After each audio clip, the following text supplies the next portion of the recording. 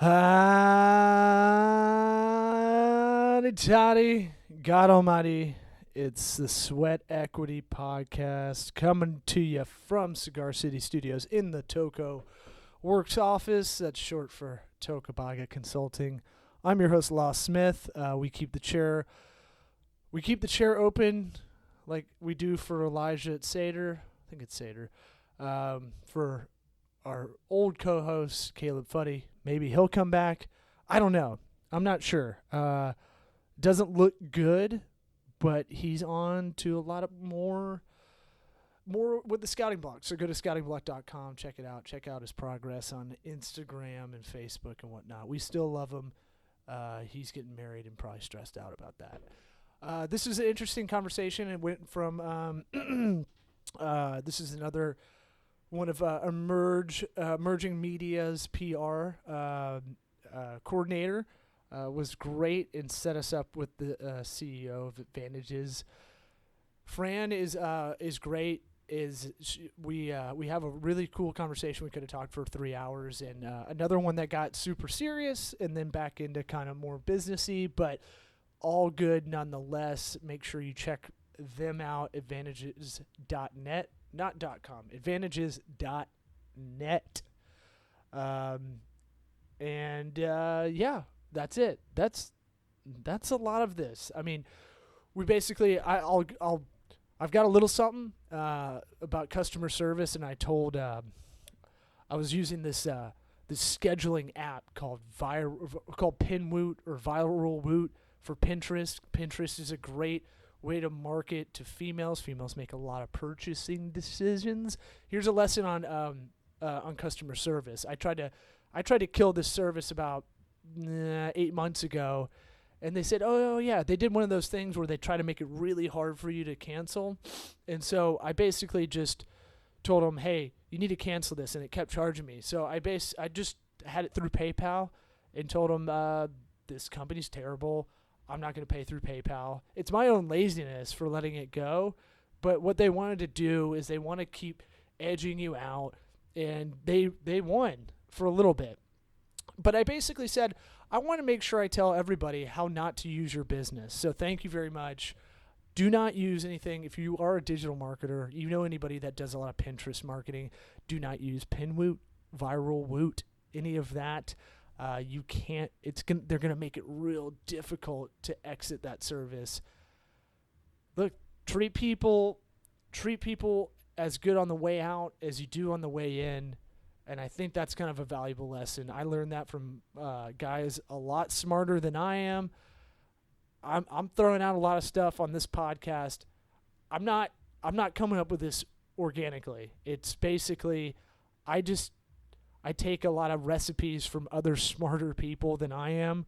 I'm not sitting around thinking of business theories all the time, even though I think I have some on my dry board that looks like John Gruden had a seizure, basically going through plays. So anyway, Sweat Equity Podcast. Let's get into it. Make sure to rate, review, give us a 5-star on iTunes if you like it, and hopefully you get something out of it. Put some comments out there. I'd love to hear them, and I'd love to. We want to connect. Maybe I'll put this video out on our Facebook page, the Sweat Equity one, and I'm excited. Smooches.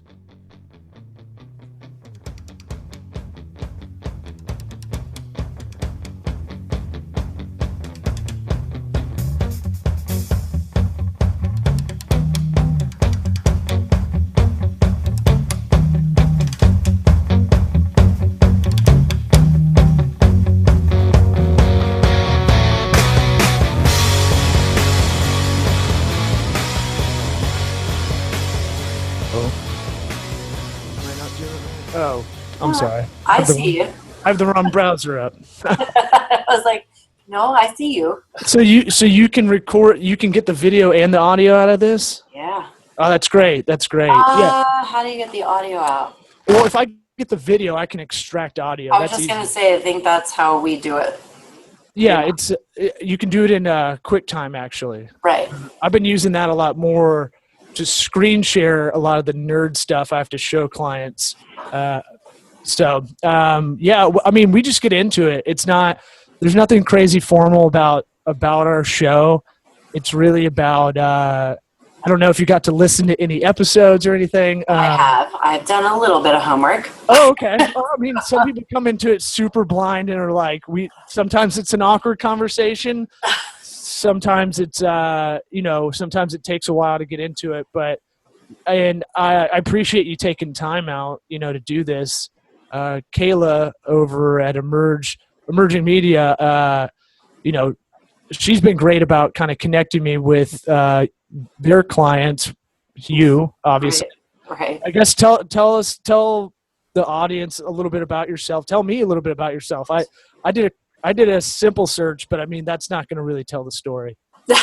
I have to say I'm a little bit of an open book. So there's an awful lot about my story, visually and verbally, seems to be sprinkled over the net.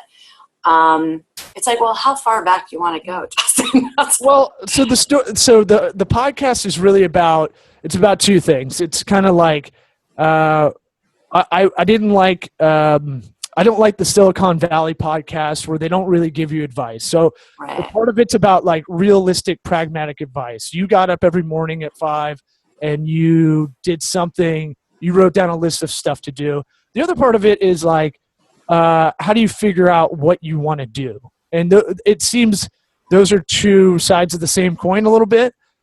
Usually figuring out what you want to do comes first, and then trying to figure out these disciplines comes second. But sometimes the disciplines dovetail you into something that, you didn't know you wanted to do until you got to a position where you could have that choice. Oh, that's such a chock-full question. So. Yeah, so let's just start like. Anyway, what are you doing now? Where are you talking to me from? It looks like your office. Where are you in New York City? Where are you at? So we are located in the heart of Queens, right across from Borough Hall. So we're like really dead center, right on Queens Boulevard and Union Turnpike. I like to say that I'm right like 30 feet from the EF train, so I'm 30 minutes from the city, and I'm 12 minutes from either LaGuardia or JFK, and I seem to spend more time on planes than I do on the subway, but I don't know that I could work in a better location for me and my life and my lifestyle, and I'm literally, I'm going to say probably about a 15-minute drive east is where I live, so I try to stay somewhat close and off the beaten path from those who say, oh, we love working with your agency, but we don't really want to pay New York prices. So not that, our script is less. Well, I use a similar kind of thing. We're in Tampa, not really considered the tech hub.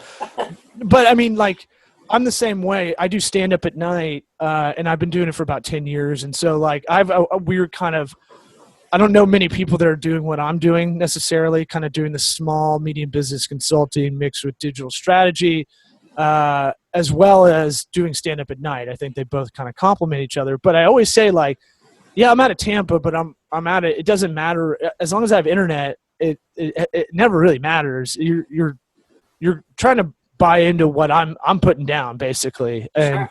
Most of it is just trying to figure out a holistic kind of idea for a client. So I don't think it's bad you're in Queens. I think that you flip that around into a selling point, kind of. Totally. It works for us virtually every time. So it's not that I pay so much less rent in the city, but it definitely is, like, oh, we want to be that sort of hip, want to be at that really hip, cool agency. I don't know if you really could see the background. That's just like a teeny little piece of it, but our entire office is all whiteboards on the wall. So we kind of draw and we ideate and we make lists and we write customer stuff down, and we do a lot of these strategic thinks in here. So our clients, and they love it because like they feel it's like I give them a couple of colored pens and they just kind of go at it. It's kind of fun. Dude, I will tell you the whiteboard. We have probably a 15-foot by 8-foot whiteboard, and that has become the most valuable asset in the office. Exactly. And I'm gonna do some. There's dry board paint you can get, and I'm just going to paint one of the other walls in this conference room / podcast room that I'm in right now, because you're right. I mean, people want to free form a little thought, but it does help to have that visual. And I've been thinking about this kind of obsessively. Maybe I can get like a still shot camera with some lighting, because one thing that sucks is like, we'll draw something out and then I'll take a picture of it on my phone, but it doesn't look good. And then you're like, I still need to transcribe this. I want to really get that electronic one.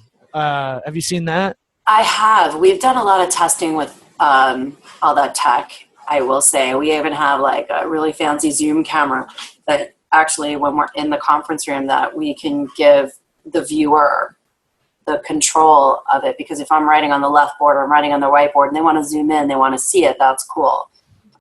We've done some electronic transfers and things like that, but we've learned to take meeting notes with like a photo capture of the wall in order.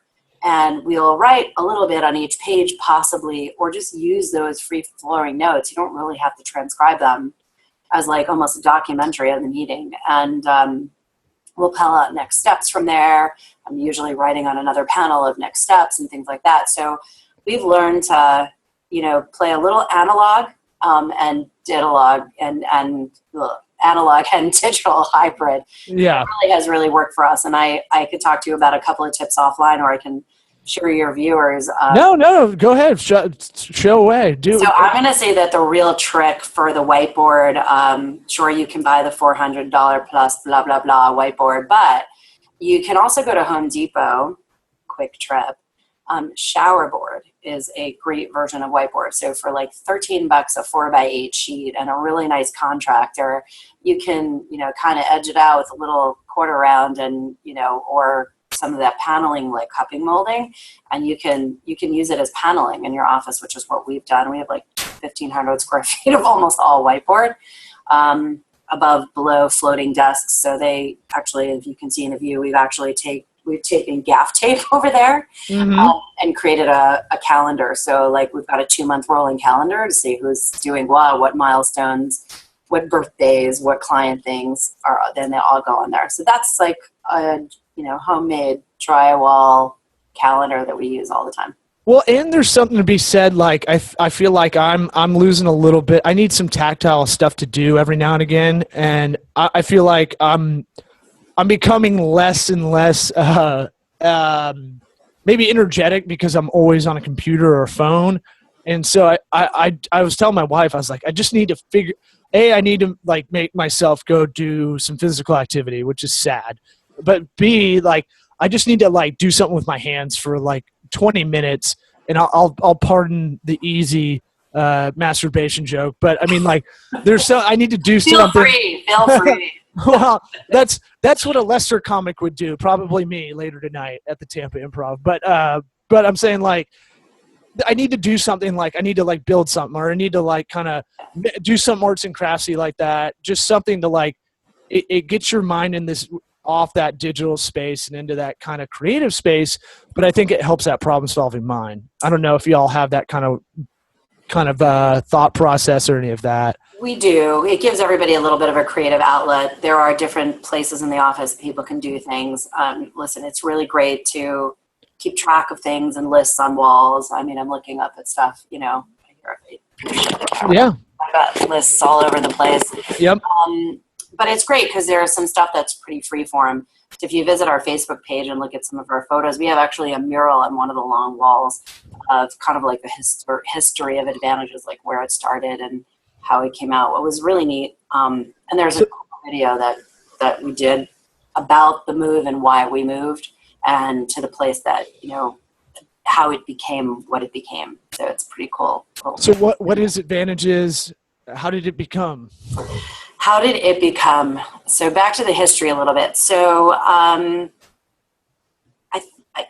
if I look at the patterns of my life, like I've always been this person who always, really strive to help others get noticed and achieve beyond what they thought was possible. And like what's really unique, or what I tap into in terms of like my strength, is I have just this intuition / education that's been cultivated to help recognize what's super special about people, right? So my best friends, like, they always come to me for that inspiration. Like, you told me I was good at this. Like, could you help me understand?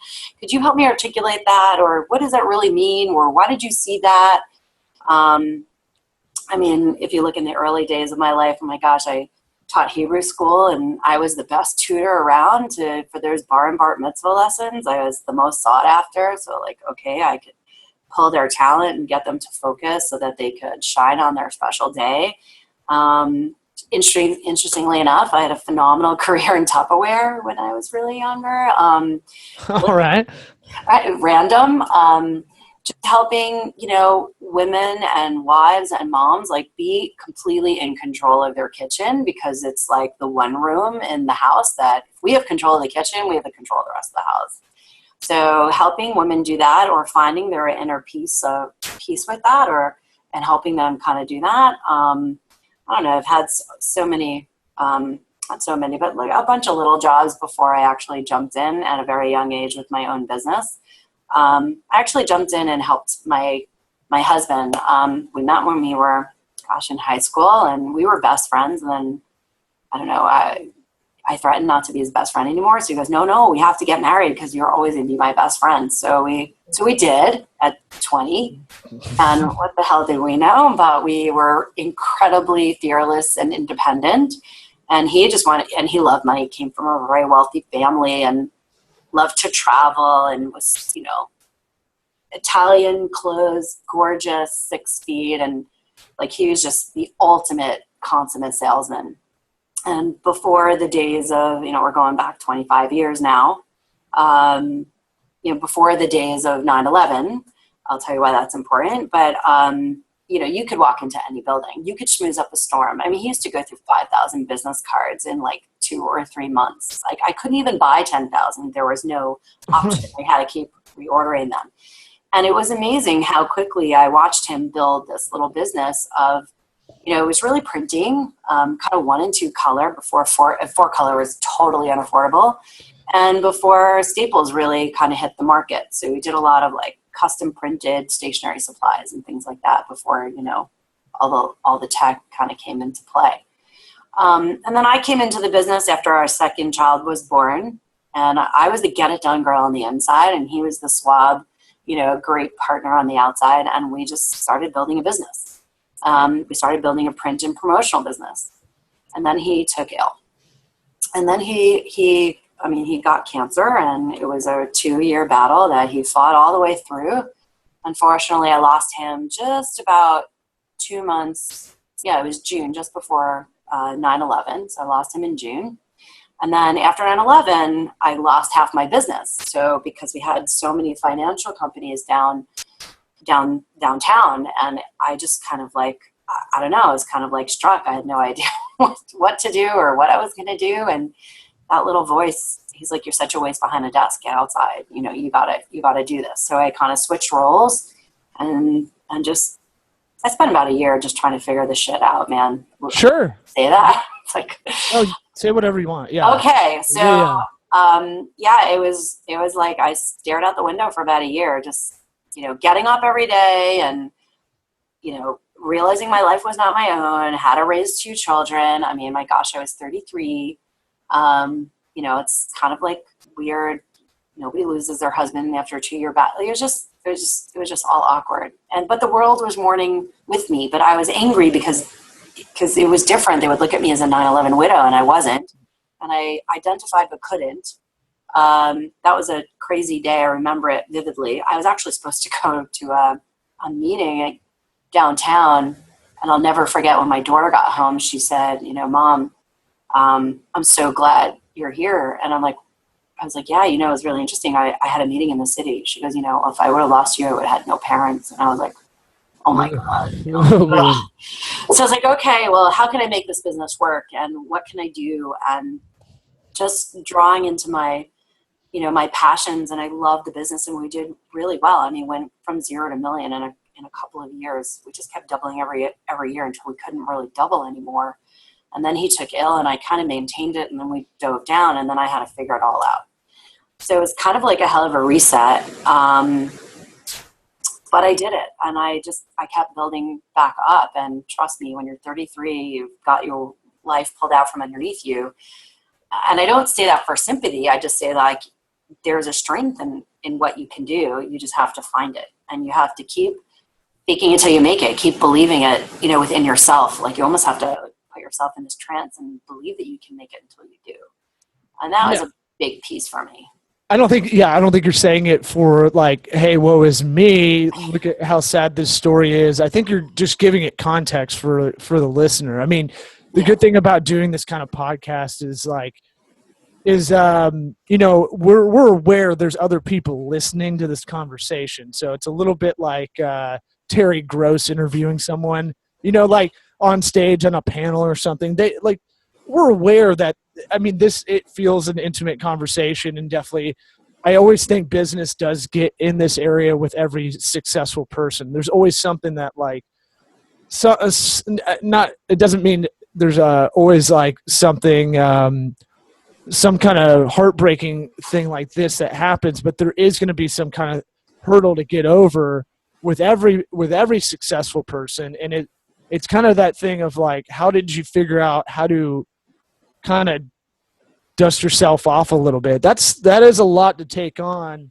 It's a lot to just have 2 kids, even when you have a husband that's around in the city, let alone trying to console the kids, then go into single parent mode and run a business that you've taken over, then lose half of it after something you really can't plan for. Like, you can be the best contingency person of all time, but there's nothing that is gonna like that business wise. I make fun of a lot of my friends that are like, well, I never saw the real estate market crashing like that, and you're like, yeah, you should be keeping an eye on the industry as a whole. I know that kind of comes out of nowhere, but you should be doing your due diligence, micro and macro. Yeah. As far as like this, there's no planning for either of them, No, it's like, if you're going to hit me when I'm down, just hit me when I'm way down, because it's so much easier to get back up, even though in hindsight, it's easier, right? When there's so much, sure, emotionally I had to dig deep to figure out, shit, how I was going to get through this day and, do all the things that I needed to do.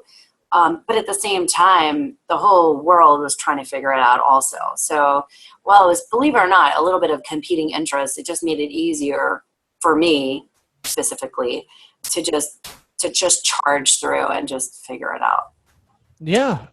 So what did that look like? You can, I want to hear you don't have to get into like, I was miserable for 4 months and then kind of got my shit together, but just like that point where you just go, okay, time to get back to work. Maybe work is a good distraction. I feel like a lot more men are wired that way, I think, than women. I know we're all the same now, gender wise, but or whatever whatever the media wants us to believe, that the genders are the exact same, feelings wise, emotionally. I don't buy it, but I do buy that a lot of guys, and I'm definitely in this zone. If something bad's going on, I'd rather just go to work and do something, like get my mind off of it. To me, it feels like I'm going in a positive direction, So what I certainly can share is that that's completely true, right? Guys definitely do that. Women, at least in my experience in the last couple of years or decades, if you will, because I know I'm only 30. What I can really say to that is that it was a fight every single day. And I hated the people that said, well, at least you have work. At least you can bury your head and work. And I was like, are you kidding me? I have to fight to survive in every sense of the word. Not only did I have to figure out the business, like there were aspects of the business that I didn't know anything about. My husband took care of that. I took care of other things. That's why we were phenomenal partners. We fought like hell, but we loved each other. We were super dedicated, and we made a great team. The problem, for me, was that we never separated business from life, but we were in our young 20s, for God's sakes. Like, what did you this is, you have the most energy you are ever going to have in your life. You don't realize it, but it's true. And it was just like I said, I hated the people that kept saying, oh, well, at least you have work to focus on. I'm like, work to focus on? I had to figure it all out again. I couldn't even coast. I was like trying to figure out how to make payroll and figure out where the hell I was going to get new clients. And I wasn't the primary salesperson. So I got shafted from every single side. And the truth is, on some level, I did escape to work. That's kind of true. Like, I get that guys do that, and I do identify with it. It's like, oh, I can't deal with the kids now. Let me just go to work, or let me just come home and get them to bed so I can bury myself in work. There was no one else to talk to at night. It was horrible. And, of course, at 33, well, who are your friends? Are they single and never married? I had an 8 and a 12-year-old. I mean, like, come on. Like, I fit nowhere. I would go to cancer survivor groups, and I would end up helping everybody who was far more, older than me, or felt like they had it together, just because of my own leadership qualities. And like, I'm just a take charge, bull in a china shop kind of girl. So I just kind of persevered through it, and somewhat numbingly, to be honest. It wasn't, a lot of it was, trying to make the donuts every day. But if I didn't numb myself a little bit, and I would cry, I would crumble over the tremendous, trauma that I went through. So it was a balance. I hated the people that said, oh, you're doing this to escape. I hated the people that weren't there to support me. I pretty much hated the world, let's be honest. I would walk down the street under, practically cheering under, big Jackie O sunglasses. And I couldn't understand when I walked down the street, people didn't see that big gaping hole that, is barely scarred, tissue covered. But I looked normal to everybody else, but inside I was a wreck. And it really took a while. It took, I'm going to say, a good year. I think grieving in its entirety for everything you're going through takes a year to repeat to give you the distance, right? You have to go through the holidays. You have to go through the anniversaries. You got to go through the memories. You got to get a little distance behind it before you can, it's not even take a step to move on. You got to move forward. This is a chapter in my life. It was, I was married 14 years in a day. He wouldn't die on our anniversary. He had to wait that day. I'm like, there's so many of these little things. So, but to be back on point, you just have to persevere. For me, it was about the perseverance and trying to find that, where's my tribe, right? Where could I be at home? Finding the entrepreneurs organization, being amongst business owners like me that experienced all the same problems was a godsend, because my family didn't get it. My friends didn't get it. Were they single? Were the divorced women were angry? I wasn't. I was angry at God, not at men. It was just like a cluster of emotion for about a year and a half. Sure. So, but I really tunneled that energy into my children to the best of my ability, but I really pushed it into the company, right? The evidence is kind of reaping it, years later. In trying to understand, well, we're a print shop. No, we're not. We help companies get noticed. Okay, so every time someone calls me for something and they say, hey, I'm building a trade show booth, I need you to print me brochures. And I'm like, really? Why do you need that? Like, you're a goddamn printer. Why can't you just right. get a price on the brochure? But it would be a journey, and I would take them through this. I want to help you get what you need, not deliver a product you're asking me for. You're not the expert. I am. Dude, you're singing the same song I am. The company I started, we started this about 16 months ago. I was at another firm, and we would do the deliverable side like that, and a lot of it was online marketing. That's kind of where my specialty was whatever, Facebook advertising especially, and like. I'd be doing this and I'd be like, look, I can send people to your website, but your website's going to have people drop off. You're not going to be able to convert. And then they'd be like, well, okay, and then I go backwards and be like, okay, let's do your website. Let's help you get something better than this. Most people don't need a robust website. They just need something that I went on y'all's. It's very clean. It explains what y'all do. And that's all you really need it to do. Same with ours. We don't need something.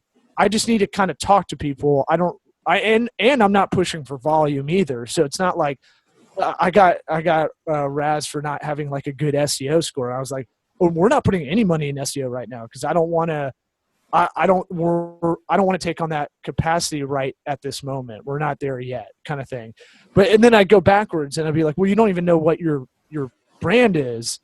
And then you go backwards even further and they're like, have you ever written a business plan? They're like, what do you mean? I'm like, what is the mission of this? I could see this washing over your face, but it's like, do you have a mission statement? Do you have a 3-month, 6-month, 9-month, 12-month plan? Do you have a 3-year plan? Do you have goals? Do you have core values? Do you these very business 101 things that, like, I'm finding out like 99% of the businesses I probably talk to do not have these things set up from the beginning, which is crazy.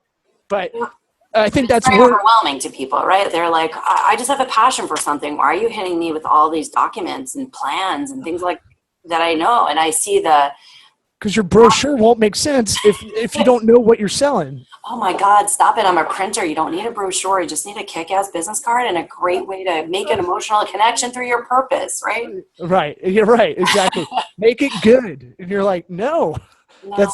We can do it. And then you're going to be disappointed. Then the customer experience goes back to us, where you blame us for not executing. It's like, this got to be a collaboration on some point, So sorry for the mini rant on that, but it's something that I'm trying to figure out how to explain to people without kind of losing my shit like a wrestler.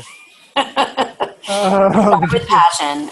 Listen, I get that you're passionate about this. But we need some process. We need some plan. So What are you thinking? Where are you gonna, like, what's your vision for this? And they're like, duh. It's like, okay, so this is when I bring them into my strategic think and my whiteboard. And I'm like, okay, you might not be able to articulate a vision the way other people would actually like to receive it, but let's get it out there. Like, why did you really do this? And why is this important to you? And why are you creating this company? Because if you have this passion, marrying it with this product or service, what good is it going to do in the world? And why should anyone really care? And if we can, build that brand foundation, then we can, really create almost all the verbal equity we actually need to create all these campaigns to attract more of the like-minded and in different areas.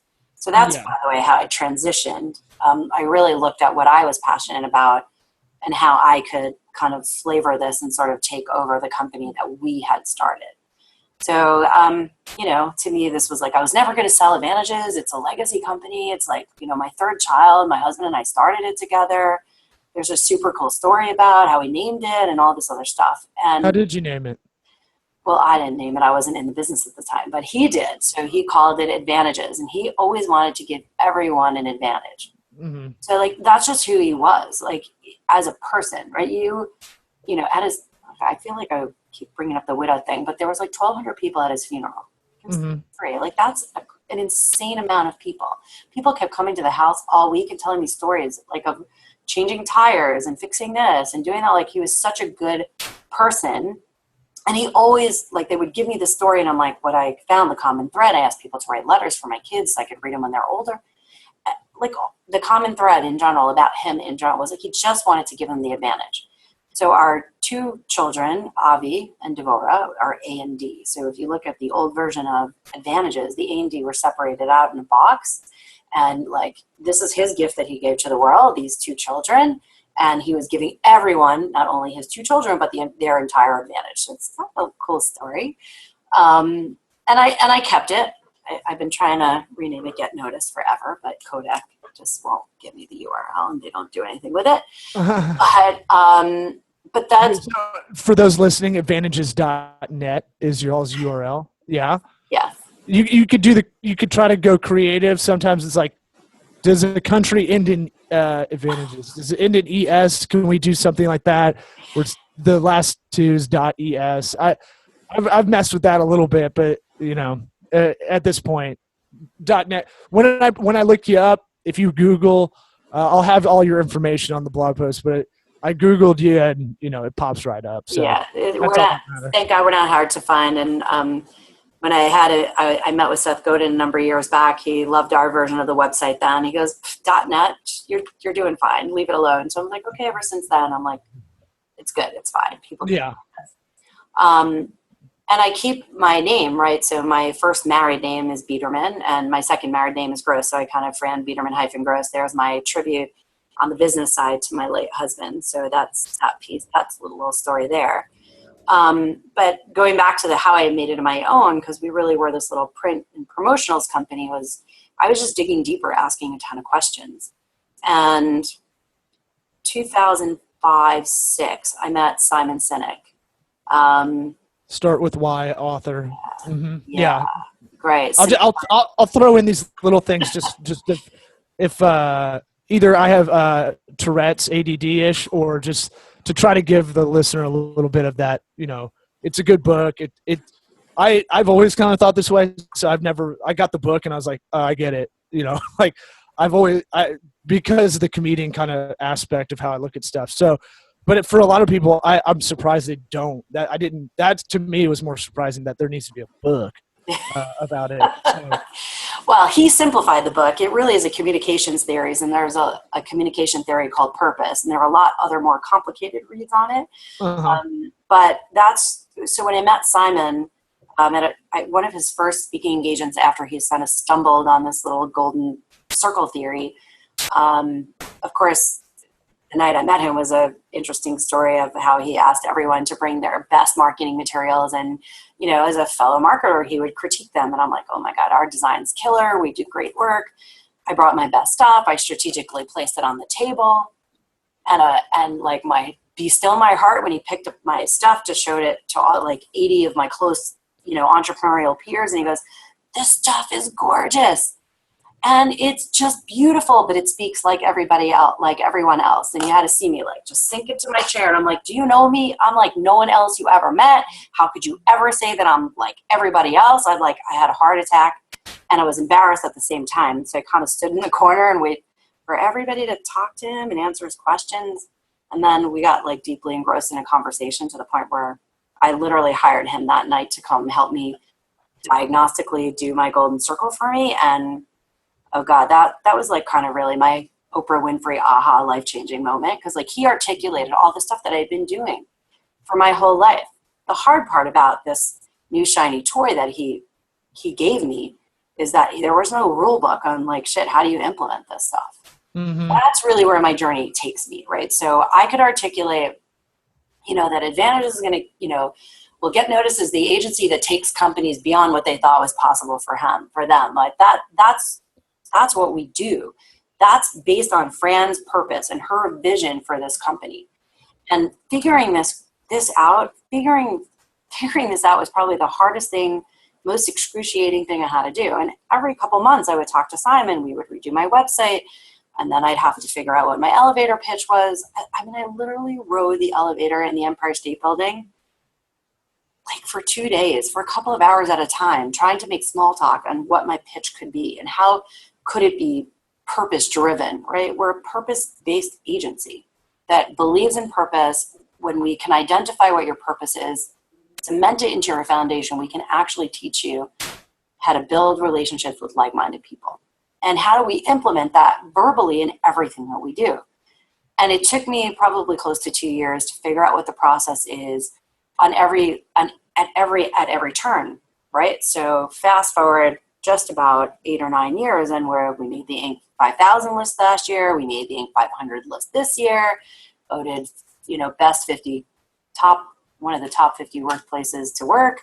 So we're getting the culture right, we're getting the growth right, we're managing all these strategies, and it's just so simple, right? Follow your passion, understand what you're passionate about, be able to articulate it, build a foundation around it, and then speak that way all the time. And it's hard.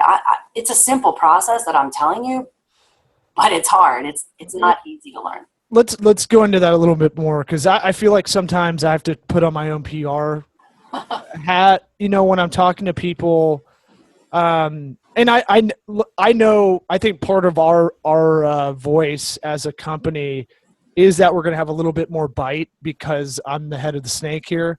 And I can't, the reason I think a lot of the reason I wanted to have my own company is to be able to call out a lot of the bullshit that's online. And people are like, why do you want to get into this? And I'm like, I want I want to try. I want to see if we can bring customer service back to the back. I shouldn't even say back. Bring customer service to this digital stuff. You think you can outsource it, but if you can't communicate with these guys in Siberia or Pakistan or Indonesia, and you're trying to get those kind of complex things, we haven't even gotten to quality control. But like, I'm trying to say, like, most businesses, small, medium businesses, don't need a crazy amount of stuff done.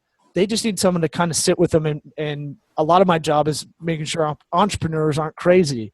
They're like, is this crazy if I want to do this? I'm like, no, your revenues are great. This is the time to kind of get in this market. And they're like, okay, because I can't really ask anybody around the office. And I'm like, Right. yeah, you're king. You're the king, you know? Lonely. Or queen. Right. And so, I'll take king. It's okay. oh, it's super isolating. It's super lonely. Similar to stand-up. You're by yourself. You have a lot of crazy ideas. I'm going to throw them out there, and I'm going to have enough hubris to think I know what I'm doing all the time, and enough empathy to see a problem, enough ego to really punch it through. And so, similar to you, I have really great friends that have a lot of grit, and I want them to be a part of this. I have 2 small partners that I brought on, and I'm really pumped about it. But I was like, this will never work because you're my friend and I can never be your boss. This has to be an entrepreneurial house. And we need to put you in a direction that is your direction as a startup strategist, kind of coach. On the other side, a nonprofit consultant would be great. You all have your own things under this big umbrella. And for me, I feel like that's kind of a similar thing you were kind of talking about, is like, it has to go on purpose and passion. But what I really wanted to get to is like, I can give this spiel to you, no problem, because I obsessively think about it.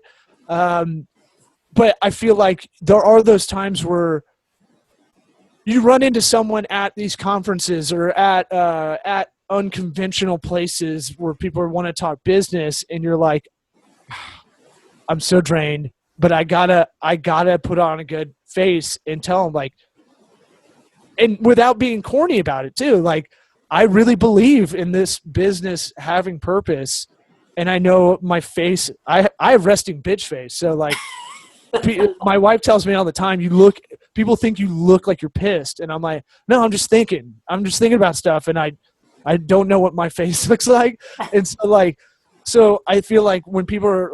I've had people like, I didn't want to interrupt you because it looked like you're going over something, and I was like, no, and then they start talking to me, and I'm like, yeah, my wife's like, God damn it, we're gonna leave this party like 10 minutes ago, and I'm like, what you got to do is you got to figure out what your fucking message is. You don't know what it is, and I'm already in like this zone. I don't feel corny about it, but there is a part of you that sometimes you just want to not. You need to breathe a little bit, and I can see your face is like, yes, like, not all the time do you want to be the CEO. Sometimes you want to kind of kick back and hear ideas, and like, I think you have enough. It sounds like you have enough, enough self-awareness to go, like, I do want to listen to other people kind of talk about it and not always be pushing our agenda. That's a lot of stuff. So you know the number one thing about sales is really listening. Number one. Number two, I'm not always the best listener, but I surround myself with better listeners, so I'm just smart. 3, I've created a culture in here. I shouldn't say I've created. I've set forth a purpose, right? I've created a vision and a mission together with an organization structure that totally works for me. It seems to be working because, oh my God, we're growing like 771%, although, listen, it's a little hard to keep that pace up. But I've created a structure in that I have a leadership team underneath me, and I interact with them, and they run each of the departments. We restructured last year, and I spend 2 days a month, 24 days a year, not taking client calls, pretty much between 4 and 7 hours a meeting, working on the business, working on where we want to go. You always have to work backwards. I have a vision for something, really. Well, you think I'm just going to get there because I say that. So you have to plan it, right? So there comes the annual plan, comes the quarterly plans, and then how are you going to move those rocks into play, and then what issues come up, and how do you move those issues off the done list, or maybe we have to rethink something. So all of those strategic things, they happen, but it's about creating the environment of trust and respect, and then surrounding and truly breathing our core values as a culture and living them. So I can honestly say what we do for our clients and the success that we bring to them, we learn those lessons and we apply it internally at the same way. So that's one super important lesson. If I could tell anybody, like, you have to work on your business as much as you work in it. And as you become more successful, and everyone defines success differently. I just, as much as I'm, as young as I am, as old as I am, and as young as I am, they're different. Every couple of years, I want different things in my life. So how am I going to build the support structure around me to do the things that I want to do or I want to achieve? And what's really cool about rallying people around a culture of purpose is that you're able to identify like-minded people who believe the things that you believe, and it becomes their mission too, right? Mm-hmm. My team will sit at an annual planning meeting going, okay, with a phenomenal facilitator, and the facilitator will say, okay, great. So what do we think we want to do next year? And he'll put us through a bunch of exercises, and we'll come up with this. I'm like, oh my God, do you want to go to a $10 million agency? Like, you guys want to do that? Like, that wasn't even on my list. Like, yeah. You guys want to do that? I can totally rally behind that. Like, I want to get there. Like, I dream about getting there. I just dream about getting there with all of you, not by myself. Yeah, and what does that mean too? Like, it's just a kind of it's that weird goal setting number, but what does it actually mean in almost a satisfaction index? For sure, and the complexity of teetering on $1 million for decades, and then going to 2.5 and then 5. These are different levels of complexity,